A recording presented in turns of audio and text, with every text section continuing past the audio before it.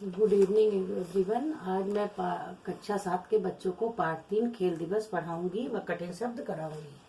तो खेल दिवस जैसा कि नाम से स्पष्ट हो रहा है कि इसमें एक पाठशाला के खेल दिवस का वर्णन है, जिसमें कि ये बताने का प्रयास किया गया है कि खेलों को एक स्वस्थ प्रतिस्पर्धा के रूप में खेलना चाहिए, ना कि भेदभाव करके। देखिए, इस कहानी सुनिएगा। हर साल 3 नवंबर को तोमोई में खेल दिवस मनाया जाता था। जैसे दूसरी कई चीजें तोमोई में अलग ही होती थी, खेल दिवस भी वहाँ अनूठा ही होता था। रस्साकसी और 3 टांग की दौड़ के अलावा जो दूसरे स्कूलों में भी खेले जाते थे, बाकी सभी खेल दौड़ अलग ही थे। उन्हें इजाद किया था हेडमास्टर जी ने। जैसे सब जगह खेले जाते हैं, उनसे अलग खेल खेले जाते थे और हेडमास्टर जी थे, उन्होंने ही इन खेलों को बनाया था। इन खेलों के लिए कोई खास उपकरण नहीं चाहिए होता था, स्कूल की ही चीजों से काम चल जाता था। उदाहरण के लिए तोमोए में कार्प मछली दौड़ होती थी। बड़ी बेलनाकार कपड़े की बनी मछली पर ताका एक बड़े डंडे में बांधकर मैदान के बीच लिटा दी जाती थी। इशारा पाते ही बच्चों को उस ओर दौड़ना पड़ता था। तब सिर की ओर से घुसकर पूंछ की ओर से निकलना पड़ता था। स्कूल में 3 ही कार्प मछलियां थीं, एक लाल और 2 नीली। सो एक बार में 3 बच्चे ही भाग ले सकते थे। दौड़ देखने में आसान लगती थी, पर थी असल में कठिन। बेलनाकार कपड़े की लंबी मछली के अंदर अंधेरा होता था, बच्चे दिशा भी भूल जाते थे। तो चांद और दूसरे बच्चे कई बार पूंछ की जगह सिर की ओर से ही बाहर निकल आते। भूल का एहसास होते ही वापस भीतर घुसते। आगे पीछे रेंगते बच्चों के कारण कपड़े की मछलियां मानो जी उठती। जब वो बच्चे अंदर चलते थे तो ऐसा लगता था मछलियां चलने लगी हों। यह सब देखने में बड़ा आनंद आता था। एक और दौड़ हुआ करती थी, वहाँ नाम था एक माँ को ढूंढो। इसमें निर्देश पाते ही एक लकड़ी की आड़ी रखी टोकरी में से एक लिफाफा उठाना पड़ता था। भीतर रखे कागज के टुकड़ों पर साको चान की माँ का नाम हो सकता था। ये सब बच्चों के नाम हैं जो कि चीनी हैं। तो साको चान की माँ का नाम हो सकता था। जापानी ये जो है संस्मरण है, तो नाम भी जापानियों के हैं। तब दर्शकों की भीड़ में से उसे ढूंढकर उसका हाथ थामे थामे शुरू करने की जगह वापस लौटना होता था। जहाँ से वो शुरू करता था वहीं से वापस आना था। सीढ़ी के खांचों से निकलते समय किसी बिल्ली की तरह शरीर को मोड़कर निकलना जरूरी था, नहीं तो फंस जाने का डर रहता था। और फिर बच्चा साको चान की माँ को पहचानता भी हो तो भी यह संभव था कि पर्ची पर कुमारी ओकू की बहन या श्री तसुए की माँ या श्रीमती कुनी नोरी का बेटा लिखा हो, जिन्हें उसने पहले कभी देखा भी ना हो। ऐसा होने पर दर्शकों के पास जाकर जोर से कहना पड़ता था, कुमारी ओकू की बहन, और यह कह पाने के लिए चाहिए होती थी हिम्मत। जब भी भाग्य से किसी बच्चे की पर्ची पर उसकी ही माँ का नाम आ जाता तो वह बेहद खुशी से उछलता कूदता, माँ माँ जल्दी आओ चिल्लाता। इस दौड़ में दर्शकों को भी चौकन्ना रहना पड़ता था, ना जाने कब उनका नाम पुकारा जाए। ऐसा होते ही उन्हें अपनी बेंच या चटाई पर से तुरंत उठकर सबसे माफी मांगकर उनके बीच से निकलकर बच्चे तक आना पड़ता था। तब बच्चे का हाथ पकड़कर वापस दौड़ना पड़ता था। इसलिए जब भी कोई बच्चा बड़ों के सामने आकर रुकता, सब सांस रोककर नाम का इंतजार करने लगते। ये समय गपशप करने का या खाने पीते रहने का नहीं था। बड़ों की भागीदारी उतनी ही जरूरी थी जितनी कि बच्चों की। मतलब इस खेल में बड़ों को भी उतना ही ध्यान देना पड़ता था जितना कि बच्चों को।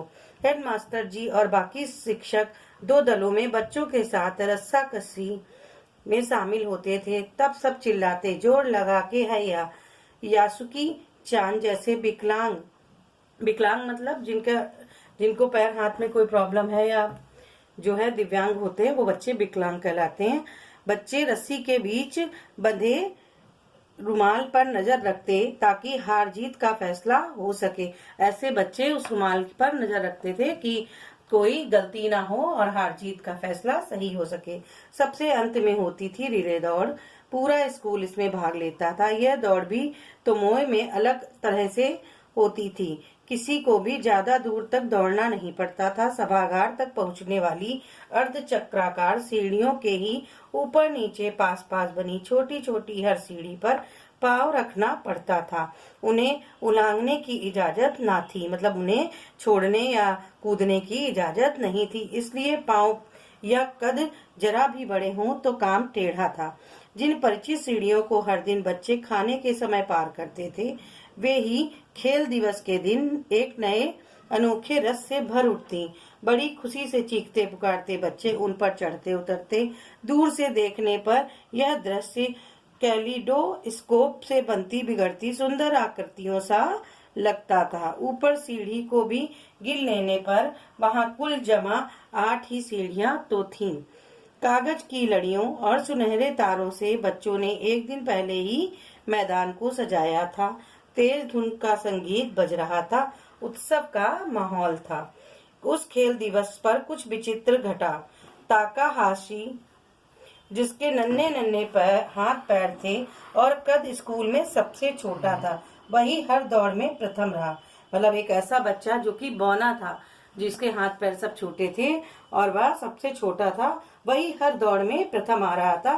किसी को विश्वास ही ना हो यह ऐसी बात थी। जब बाकी बच्चे कार्प मछली के अंदर रेंग ही रहे थे, ताकाहाशी झटके से बाहर निकल चुका था।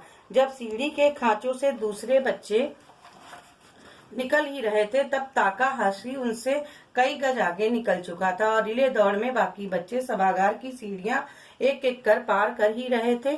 तब तक ताकाहाशी तीर की तरह ऊपर नीचे चढ़ उतर चुका था। लग रहा था मानो किसी चलचित्र को तेजी से दिखाया जा रहा हो।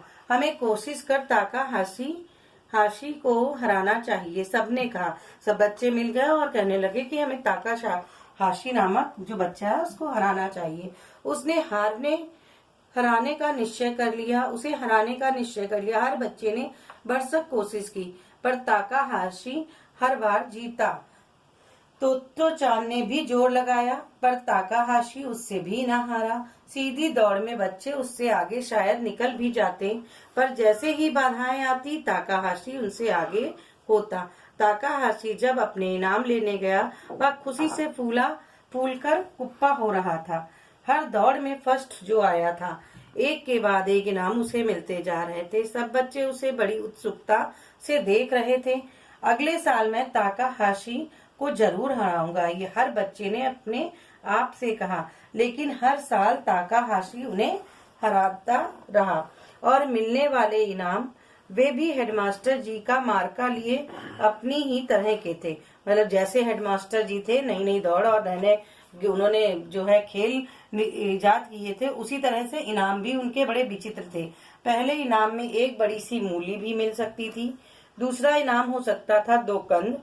तीसरे में मिल सकती थी पालक की 1 गड्डी या ऐसी ही दूसरी चीजें। काफी बड़े हो जाने तक तो चांद यही सोचती थी कि स्कूलों में इनाम के रूप में सब्जियां ही मिला करती हैं। बाकी स्कूलों में उन दिनों इनाम में कॉपियां, पेंसिलें या रबड़ दिए जाते थे। तो मोए के बच्चों को यह बात मालूम भी नहीं थी, पर फिर भी सब्जियां पाकर वे खुश ना थे। तो चांद को इनाम में मिले थे 2 कंद और कुछ प्याज। उन्हें रेल में घर ले जाने के विचार से ही उसे शर्म आई। दूसरे आयोजनों के इनाम भी खेल दिवस के अंत में उसी दिन बंटते थे। इसलिए तमोय के हर बच्चे के पास किसी न किसी तरह की सब्जी थी, क्योंकि उनके वहाँ क्या इनाम में सब्जी दी जाती थी उनके विद्यालय में। बच्चों को सब्जियां उठाने में झिझक क्यों होती थी? आखिर अपनी अपनी माँ के लिए वे कभी ना कभी सब्जियां उठाते या लेकर तो आते ही थे। असल में बच्चों को लगता था कि स्कूल से घर जाते समय हाथ में सब्जी होना ही अटपटी बात है। उनको ऐसा लगता था कि कोई और इनाम होना चाहिए, ना कि सब्जी। एक मोटे से लड़के ने 1 पत्ता गोभी जीती। उसे समझ ही नहीं आ रहा था कि वह उसका क्या करे। मैं इसे ढोते नहीं फिरूंगा। उसने कहा, सोचता हूँ इसे फेंक दूं। हेडमास्टर जी ने शायद यह शिकायत सुन ली। वे गाजर मूली संभालते बच्चों के पास जा पहुँचे। बात क्या है, तुम्हें क्या अपने इनाम नहीं चाहिए? उन्होंने पूछा। तब आगे कहा, अपनी अपनी माँ से कहना कि आज रात खाने में वे यही पकाएं। ये सब्जियां जो तुम्हारी कमाई हुई हैं, यानी आज रात के खाने में अपने परिवार के लिए तुम भी अपनी मेहनत से लाया हुआ कुछ जोड़ रहे हो। सोच कर देखो कैसी लगती है ये बात। जरूर खाने में बड़ा स्वाद आएगा। मास्टर जी ने उन लोगों को समझाया कि परिश्रम करके जो तुमने इनाम जीता है, जो सब्जियां जीती हैं, उनको अगर रात के खाने में खाओगे तो आनंद आएगा। और सोचो कि तुमने अपनी मेहनत से ये सब चीज की है। और सच बात तो यही थी। जिंदगी में पहली बार तो चांद की ओर से खाने में कोई योगदान होने वाला था। मैं माँ से कहूंगी कि वे आज रात मसालेदार कंद ही बनाएं। उसने हेडमास्टर जी से कहा। प्याज का क्या बनेगा यह मैं अभी तक तय नहीं कर पाई हूँ। इसके बाद तो दूसरे बच्चों ने भी सोचना शुरू कर दिया कि वे क्या क्या बनवा सकते हैं। सब हेडमास्टर जी को बताने लगे। वाह, तो बात तुम्हारी समझ में आ ही गई, उन्होंने खुश होते हुए कहा। उनके गालों पर सुर्खी आ गई। वे शायद सोच रहे होंगे कि क्या ही अच्छा हो कि खाना खाते समय बच्चे और उनके परिवार खेल दिवस की ही चर्चा करें। मास्टर जी सोचने लगे कि क्या काश ऐसा हो जाए कि खाना खाते समय बच्चे और उनके परिवार वाले खेल दिवस की ही चर्चा करें। बेशक वे खास तौर से ताकाहाशी के बारे में ही सोच रहे होंगे, जिसके घर की मेज उसके जीते इनामों से भर गई होगी। वे शायद यह भी आशा कर रहे होंगे कि ताकाहाशी को उस दिन का गर्व, उस दिन की प्रसन्नता याद रहे, ताकि बौने होने की हीन भावना उसमें पनप ही ना पाए। और कौन जाने हेडमास्टर जी ना जानबूझकर ही ऐसी दौड़ों को रखा हो जिससे वह हर बार ताकाहाशी ही प्रथम आए। इस पाठ से हमें ये शिक्षा मिलती है कि हमें जो भी खेल हम लोग खेलते हैं, किसी को भी अपने अंदर हीन भावना नहीं लानी चाहिए। सभी बच्चों में कुछ ना कुछ गुण होता है, चाहे वो ईश्वर के द्वारा बनाया गया जो भी व्यक्ति है, उसमें प्रत्येक व्यक्ति में कुछ ना गुण है और उसकी हमें सहायता करनी चाहिए और उसे आगे बढ़ने के लिए प्रेरित करना चाहिए। अब मैं आपको कठिन शब्द कराऊंगी। कठिन शब्द: रस्साकशी, कार्प मछली, अर्धचक्राकार, विचित्र, आकृतियों, विकलांग, दर्शकों, लिफाफा, भागीदारी, इंतजार, उल्लांघने, हेडमास्टर, उत्सुकता, सब्जियां, आयोजनों, पत्ता गोभी, प्रसन्नता, कॉपियां, पेंसिलें, निश्चय। ये आप लोग जो है कठिन शब्द कॉपी पे कर लेंगे पार्ट 3 का। और मैंने इसका PDF दिया था आपको कि चैप्टर रीड कर लीजिएगा। तो आप लोगों ने पहले रीड कर लिया होगा, तो ध्यान से पढ़िएगा और एक्सरसाइज उसकी फिल करिएगा बुक में। धन्यवाद।